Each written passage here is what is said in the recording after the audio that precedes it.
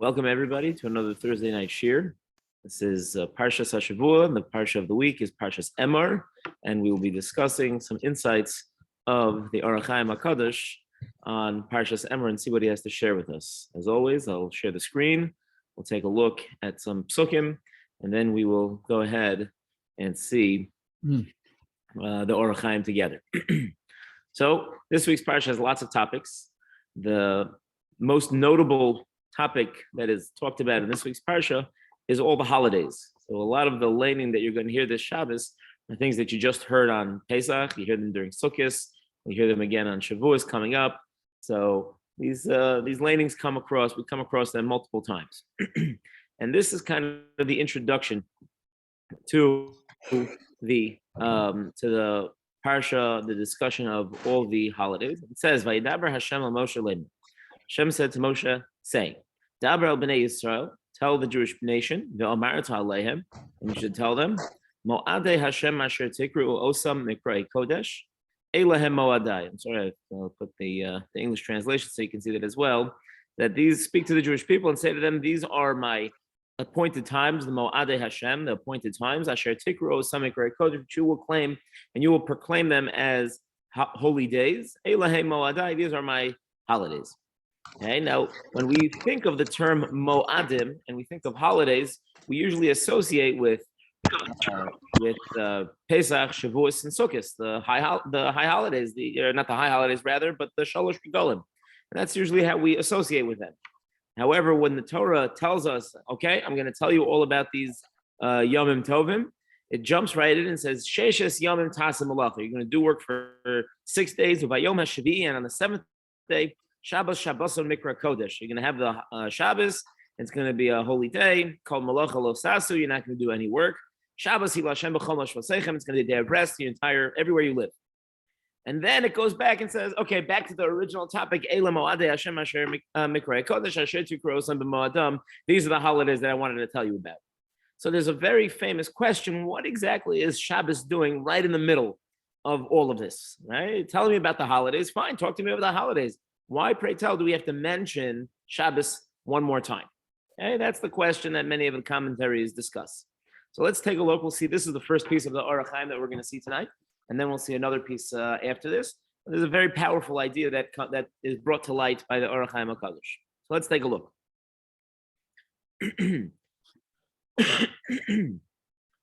Says the Orach Chaim HaKadosh. Let's get the English over here.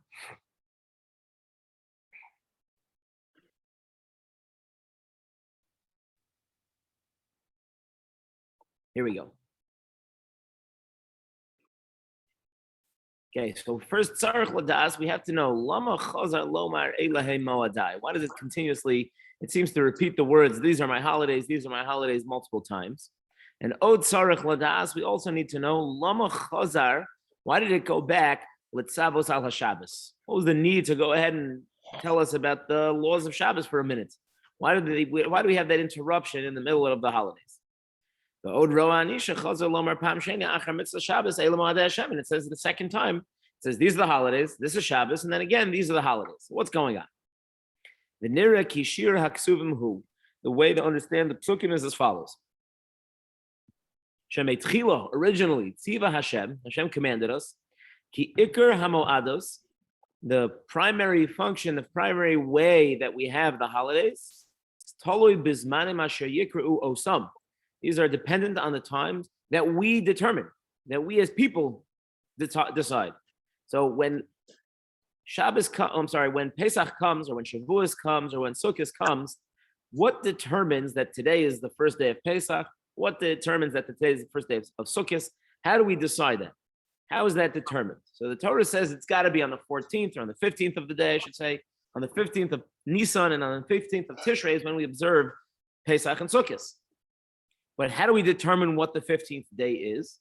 So this is, as we know, was originally instituted based on Rosh Chodesh. You have to determine when Rosh Chodesh is.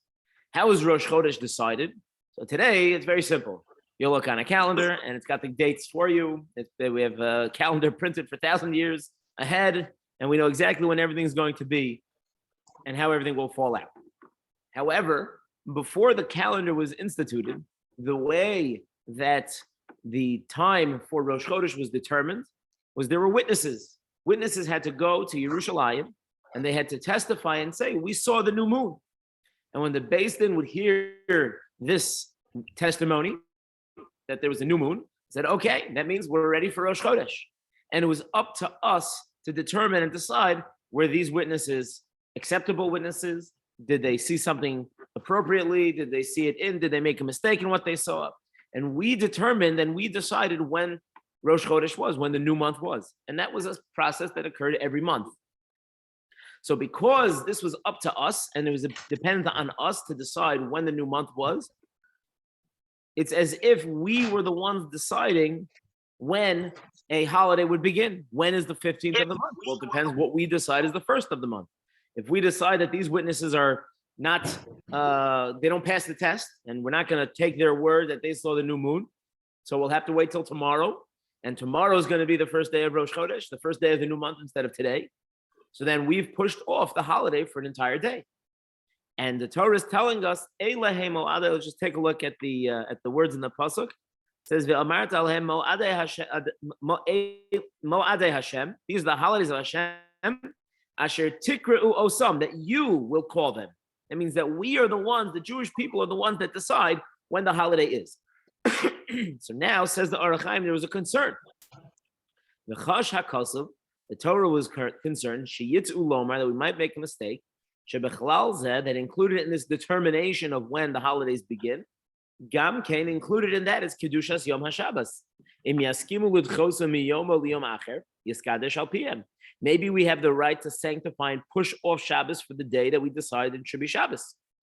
So therefore, the Torah said, no, slow down. That's why the Torah repeats, these are my holidays. And then don't forget Sheshes Yomim, don't forget about Shabbos. Pirush, that means Eila Shehem Shabbosos, Hey Mo'adeh Mo'adim Shekaba Habore, the Einam Begeder Hishtanus. There are holidays that are the Shabbos, that is the holiday of all holidays, and that was not determined by us. That was rather determined by Hashem, and Hashem is the one who decides when the seventh day is, and that's not something we can vote on, so to speak, and change. These are the holidays that I allowed you to go ahead and make a decision and to determine when they should be. That's Shetikru Osam, Atem B'chodesh Harishon, Pesach, Shavuos, Rosh Hashanah, Yom Kippur, Sukkot, Elu Ein Kedushasam, Ela Al Pi Yisrael. Those, their Kedusha, their sanctity, is only based on the Jewish nation's determination and decision as to when the new month is going to be and how everything will fall out. So that's a very powerful thing. In fact, when we say brachos, when we say on Shabbos, we say Baruch Atah Hashem, praised are you Hashem, Mekadesh HaShabbos, the one who sanctified Shabbos. And on the Shalosh Regalim, on Rosh Hashanah, on Pesach, and on Sukkot, and Shavuos, all those times, the bracha that we say, we don't say Mekadesh HaPesach or Mekadesh HaSukkot or whatever it is. Rather, we say Mekadesh Yisrael, Hashem sanctified the Jewish people, Vehazmanim, and the Zmanim, that was the times that were decided by us. Meaning, first Hashem gives us the sanctity, and that's why we have the ability to determine the Zmanim, the times when these holidays are going to be. Now, this is a very, very powerful idea. The idea is not just to understand from a very technical idea that on a basic level of we decide when the calendar, what the calendar should look like, and we have certain ability to determine which days things should fall out and to push off Rosh Chodesh for a day or to determine that today is the new month. That's the very basic level. But the deeper, more fundamental idea that is clear from this Orach Chaim HaKadosh, this idea that the Orach Chaim is telling us, is that the Jewish people have a tremendous, tremendous ability to affect every single day of the calendar. We have the ability to determine and to decide what day has a tremendous amount of holiness. That means that holiness is being infused because of us. We have the ability to change time and to change months and days, all for the ability to make sure that we have the holidays at the right time and we celebrate them the way we want to and the way we're supposed to. So that's a very empowering idea that we have as a Jewish nation. And it's not just, Okay, we get to adjust the calendar. At the first month of the first Monday of every I don't know, whatever it is, of every November is Mother's Day, whatever. I don't know the exact schedule, the exact calendar off the top of my head, but it's usually just whatever works. It gets pushed off for a day if that's what's convenient. It's no fixed calendar date, but it's random to a degree. With the Jewish nation, we have the ability to infuse a day with holiness beyond understanding, all because Hashem said you are the ones who decide when any particular holiday might be. Now let's take a look. We know that we just celebrated Pesach. So the next psukim that the Torah talks about is the first holiday that it mentions is Bein B'chodesh Harishon Ba'arba Asar L'chodesh Bein Harabayim, on the first month, the 14th day of the month, in the afternoon is Pesach L'Hashem, that's Pesach. So we're going to pass through Pesach, because we did that already, and we're going to come until the next holiday. We're going to go to Shavuos. That's the holiday that's coming up. Now, the Torah doesn't give, Shavuos is a very unique holiday. Every other holiday in the Torah, there's a date that is given. B'chodesh Harishon, B'arba'asar L'chodesh, B'chodesh HaShavi'i, on the 7th month, on the 15th of the month, whatever it is, the Torah tells us the exact date of when we observe a particular holiday. However, when it comes to Shavuos, there is no date in the Torah that says you're going to observe Shavuos on the 5th of Sivan, or on the 6th of Sivan, or on the 7th of Sivan. It doesn't say what date. So how do we determine? How do we calculate? So that's what we've been doing every night since the second day of Pesach. You count for yourself from the day after Shabbos, meaning the day after the holiday. From the day you brought the Tanufa offering, the Omer offering. Sheva Shabbosos, you're going to count 7 weeks. Tamimos Tihiana, they should be complete. And you're going to count those 7 weeks. It's going to be a total of 49 days. Ad mimacharas haShabbos haShavios tisperu chamishim yom, until the day after the 7th week, which is the 50th day. And on that day, vehikravta mincha chadosh al Hashem, you'll bring a new mincha, a new sacrifice, which is what's called the shtei halechem, the 2 loaves of bread. Okay, and there's animals that are brought, vehikravtem al halechem shivas kevasim tamimim, together with those breads, you're going to bring 7 sheep that are without any mum, and those will be the sacrifice that you're going to bring for that holiday. And here it is. That day is going to be a holiday. That's the holiday of Shavuos. So you're not going to do any work on that holiday. That will be a decree for all time in all your settlements that we will have the holiday of Shavuos. So rather, instead of giving us a date, it gives us a calculation of how we're supposed to count. We're supposed to count from the second day of Pesach all the way to Shavuos. And once we've done that, that day is going to be the holiday of Shavuos. Once you've counted 49 days, the 50th day will be Shavuos. So let's take a look. The Orach Chaim HaKadosh is a very beautiful idea that he tells us about regarding the holiday of Shavuos. Here we go. Usfartem lochem. You're going to count for yourselves. Omro lochem. It says lochem. Why does it lochem? You'll count for yourself. Why don't you usfartem? You'll count. Why does the Torah need to add this word lochem? So says the Orach Chaim HaKadosh, Sheitzav Hashem lispar sheva shabbosos. We have to count 7 weeks. V'amru Rabbosein is Ramu Zechronim Levracha. Our rabbis teach us. Kiletzad shahoyu betumas Mitzrayim. We were in an impure situation. We were in Egypt. The original Pesach was observed. The very first one was observed in Egypt, right before we left. Now, in Egypt, it was a very, very impure place. It was the most impure place in the world at the time. V'rotza Hashem lehizdaveg le'umazu. And Hashem wanted to join together with us. He wanted to connect and relate to us. He wanted to become a spouse to us, a pair. He wanted to pair up with us. Done ba kemishpat nida shadina lispar zayin nikim. So he judged us and he gave us the rules of certain other types of tumah which require to count 7 days of cleanliness. With Siva, and we were commanded, she is zayin shavuos. We should count 7 weeks. After we count 7 weeks, then we'll be prepared and ready to walk in and to enter as a bride to the wedding canopy. So although it's true of Agam Kisham Zayin Yamim in general, in the other areas, in the practical areas of impurity that we have today and the Torah talks about, those are only 7 days. You don't have to count 7 weeks in order to become pure. Here it's 7 weeks. V'kan zayin shavuos. That the reason is that the impurity that we had in Egypt was a very, very deep-rooted impurity. Let's add haflogas hatuma. We were very, very deep into impurity, and we needed a longer time to prepare ourselves.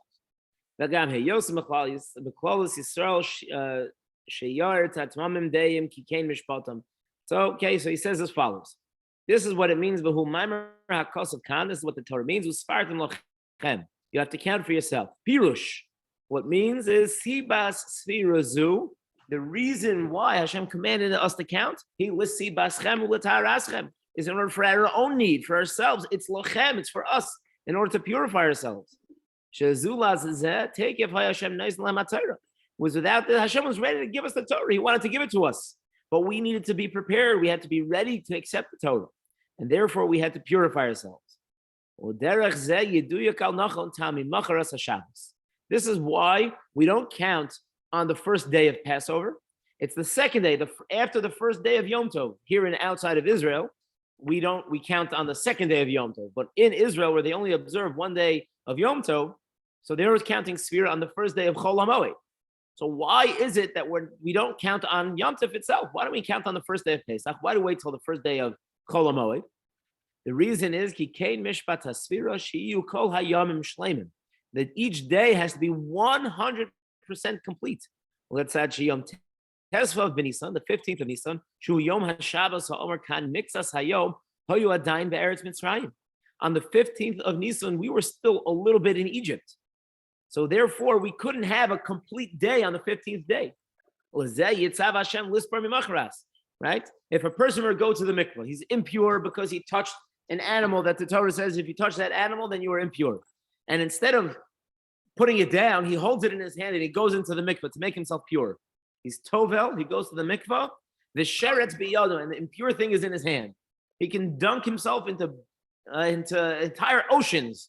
That wouldn't help. As long as we're holding onto the impurity, so then the water doesn't change anything. We have to get rid of the impurity. So the same was with the Jewish people in Egypt. We couldn't start counting and preparing ourselves in Egypt because we were still steeped in that impurity. So we had to wait for the next day. And therefore, we had to wait until one more day in order to go and start preparing ourselves. And that's why we count only on the day after Yom Tov, on the first day of Chol HaMoed. That way we can have 7 full weeks of total purity where we prepare ourselves to become entirely pure. Now, there's a couple of ideas that I want to talk about regarding this Orach Chaim HaKadosh. It's a very, very powerful idea. And the first part is that what we see from the time that we're in right now. What are we in right now? Where are we? What are we supposed to be doing? We're in the days of Sfiras HaOmer. We're counting the Omer. Now, it's just a time where we count 1, 2, 3, 4, 5. Or what are we counting towards? What are we counting for? And what's the purpose of the counting? What the Orach Chaim HaKadosh is telling us is that this time is not a time just for counting, just to remember so we know how to calculate when Shavuos is going to be. That's not the goal. The goal of this counting is a way to prepare ourselves for what's coming. It's not just an exercise. It's supposed to remind us we're 1 day, 2 days, we're on our way to accept the Torah, to receive the Torah. We're like we're standing at Har Sinai one more time. We have to prepare ourselves. That's the goal of the time of the year we're in right now. The time between Pesach and Shavuos is a time for preparation. There's a custom that every week on Shabbos, we learn Pirkei Avos. We learn one chapter of Pirkei Avos. It starts after Yom Tov is over. So the first Shabbos you learn, and there's going to be 6 Shabbos, there's 6 weeks from Pesach, because you don't include the first week, until Shavuos. So there's going to be 6 chapters, 6 weeks, and we learn Pirkei Avos. Why Pirkei Avos? Ethics of our fathers. Because ethics of our fathers teaches us very, very straightforward, fundamental ideas about developing ourselves as human beings, about who we are, how we can improve our character traits, what we're supposed to think of, and how we're supposed to focus on our service to Hashem. And it's an excellent, excellent way for us to prepare ourselves to come to Har Sinai, to come to Kabbalah HaTorah, to accepting the Torah, to come to Shavuos. So the Orach Chaim HaKadosh is telling us that this is the time to prepare ourselves. The same way an impure person, they have to prepare themselves. They take time to become pure. So too, we had to take time to become pure. But it wasn't just a waiting period. There's an interesting halacha. The Torah tells us that when a woman is expecting a child, and then she gives birth, she's impure for a certain amount of days. And the Torah says that there's a difference between if she gives birth to a boy versus if she gives birth to a girl. If she gives birth to a boy, she is impure for 33 days. If she gives birth to a girl, she's impure for 66 days, double the time. And Rav Shamshon Raphael Hirsch asks, what's the difference? Why is it that when she gives birth to a girl, is now her wait time to become pure again double? What does that make sense? Well, what does one have to do with the other? Boy, girl, what should either both of them 33, both of them 66. So he says a very insightful idea. And it's similar to this Orach Chaim HaKadosh. The time that a mother, when she gives birth to a child, has to count and wait, the 33 days or the 66 days, is a time for her to prepare herself. She just had a child, and now she has to gear up and prepare herself to train this child in the path of the Torah, to train this child and to give over her tradition that she had from her mother and give it to her child. So now, a boy, generally speaking, a father is the one who takes his son to shul. A father takes his son teaches his son how to ride the bike. It's the father who does all the things with the boy. And it's the mother who helps more with the girl, with the daughter. The daughter generally stays at home next to her mother. That's the general look, the general way it is. So therefore, a father has the primary responsibility of raising the son, and therefore the mother only has to do half the time, because that's not her primary focus. She'll do stuff, of course. The mother has to be there for her son, no question about it. But the primary job is on the father. So her time for preparation is shorter. She doesn't need to do as much preparation. But the amount that a mother gives to a daughter is tremendous. And it's more on her than it is on the father. Of course, the father has to be there for his daughter. There's no question about it. But the primary one who is responsible for raising that daughter will be the mother. And therefore, the mother has to prepare herself doubly and take that time, the 66 days, to prepare herself for raising her child. And that's the idea what we're talking about. The Orach Chaim is telling us here. It's not just the time. It's a waiting period. Okay, let me see. Am I almost done? Is it over yet? Can I go? Am I pure now? That's not the idea. The idea is it's a time for us to think and reflect and improve and develop ourselves. That way we can be ready and appropriate to accept the Torah. So that's the first thing that we see from this Orach Chaim HaKadosh, is that this time is a time for preparation.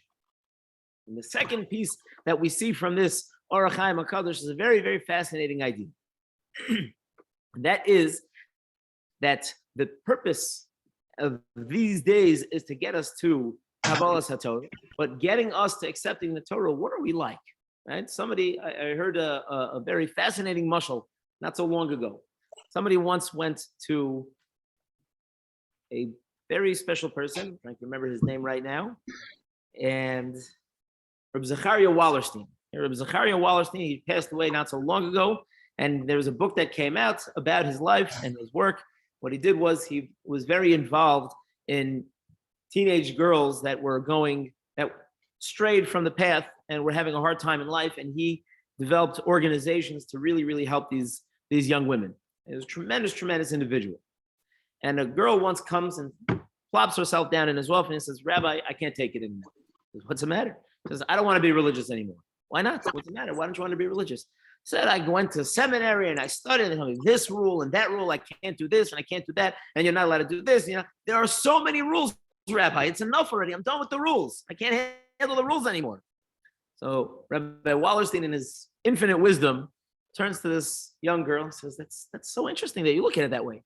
Can I ask you a question? She says, "Okay, sure." He says, "Have you ever complained about driving?" Says, "What do you mean?" He says, "Well, have you ever heard anybody say, 'I don't like to drive. I'm done with driving. There's the rule. You got to stop by the stop sign. You got to stop by the red light. You can't speed. You can't crash into me. There's so many rules when it comes to driving. I'm just done. I'm finished with driving." She just looks at him, says, "Of course not." He says, "Why not? Why don't people complain about the rules that revolve around driving?" He says, "Because that's not the point of driving. The point of driving is to get from point A to point B." He says, "Exactly. The Torah's purpose is not for the sake of having rules. There's a purpose to get us from point A to point B. There's something here. We're supposed to be doing something. The rules are just a way to keep it safer and to tell us, to keep us guided. Just like the rules for driving is to keep the entire world safe while we all drive and we all have the need to get from point A to point B, and we do it in a safe way. So the Torah is telling us this is how you grow spiritually. You follow these steps, follow these rules. This is how you're going to grow. The rules are just the parameters, but that's not the purpose. The purpose isn't the rules. The purpose is the connection that we have. And that's what the Orach Chaim HaKadosh is. We're preparing ourselves. That way, his words were that we can be like a bride going to the wedding canopy. We're entering into a relationship. We have to prepare ourselves mentally and spiritually. I want to have a relationship with Hashem. That's why we go to Har Sinai, we go to Shavuos to accept the Torah. This is what the Orach Chaim is showing us. It's not that we have a time to prepare. And the purpose of that preparation is in order to get us that we should have a deep relationship, a deep loving relationship with Hashem. Hashem loves us, and we have to love him as well. So just to recap, if we can take the 3 points that we see from this Orach Chaim HaKadosh that we saw tonight, the first one is the mentioning of Shabbos in the middle of the holidays. As soon as the Torah says, let me tell you about the holidays, it stops short and says, don't forget Shabbos. And the Orach Chaim HaKadosh told us is that since the holidays are dependent and decided by us, and we have the ability, Hashem gave us the right to determine when each holiday will be. So therefore Hashem said, don't forget, Shabbos is mine. I decide when Shabbos is. And we saw from that a tremendous ability of the Jewish nation to influence time in a tremendous way. And then we saw the Orach Chaim HaKadosh regarding Shavuos, is that Usfartem Lochem, we're counting for ourselves. It's not just a counting that is mechanical, rather it's purposeful, and it's for ourselves, to develop ourselves, to improve ourselves, and to prepare ourselves, to purify ourselves, so we should get to Har Sinai. And the last point is that what is the purpose of being at Har Sinai? It's not because we have the rules. The rules are just the guidelines that we have with our relationship with Hashem. Thank you so much for coming. And if anybody has any questions, I'll be happy to answer. Otherwise, have a wonderful Shabbos. Good. Thank you. Thank you. Thank you very much, Rabbi. Oh, It's a very powerful idea. I mean, it's almost kind of, it's a little bit, chutzpahdik, the idea of sort of, Jewish people being able to decide, when those holidays are. But of course, that brings with it, a big, responsibility, and to do that preparation, properly, and not it's not a passive effort. Absolutely. It is a big responsibility.